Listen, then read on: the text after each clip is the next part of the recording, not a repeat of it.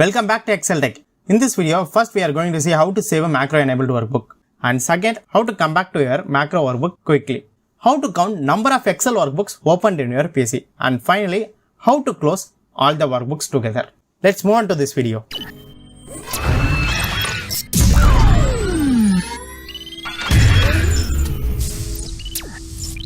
First one, how to save your macro workbook.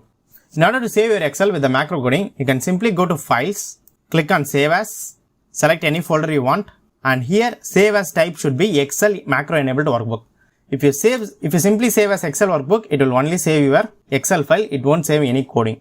So if you want to save your Excel with the coding, you need to always select Excel macro enabled workbook and click Save. So it will save your workbook as a macro enabled workbook. The best practice is, for sure you need to add a macro in any workbook. First save your file as a macro enabled workbook, then you can start type your coding. So you won't lose any coding you have written in the VBA application. So before moving to the next one, I can run this code and add a 10 workbooks. So if you want to know how to add a 10 workbooks using VBA, if you have not watched our previous video, I can give you the link in the I button. Kindly go and watch that. So you know how to add 10 workbooks using Excel VBA. So now we are in a book 10. So I want to come back to the macro workbook immediately. So for that, you need to type first sub xltech scenario 3 open bracket close bracket enter. To immediately come back to your macro workbook, simply type ThisWorkbook.Activate. So the this workbook means where you type this coding. So that will be called as a this workbook. So in order to activate, you just need to type activate. So let's run this using F8. So you can see I can immediately come back to the Excel VBA workbook. Next, we are going to count number of workbooks we have opened in our PC. We have a lot of workbooks opened already. So let's count using VBA how many workbooks we have opened so far. Sub xltech underscore scenario 4 open bracket and close bracket, hit the enter.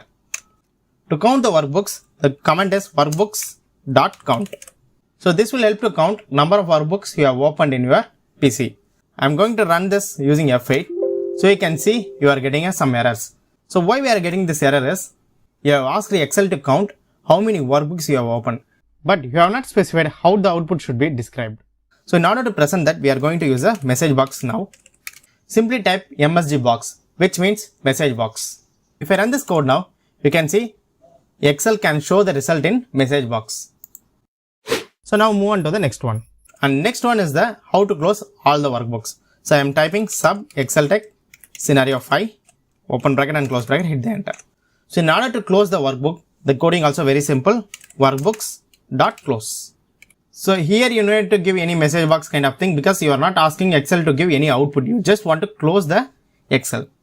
So when I hit F8, you can see you can get some warning message because you have made some changes in the Excel VBA workbook. So I can click save. The moment I click save, all the Excel workbook will be closed immediately. As we click save, so Excel VBA workbook will be saved. So why we don't get this alert for remaining workbooks? Because we have not made any changes in the remaining workbooks, so there is nothing to save. So when there is anything to save, the Excel will give you the warning. You need to choose whether you need to save and close, or you just need to close without saving. If you have not made any changes in any workbook, Excel won't give any warning, it will simply close it. Hope you like this video.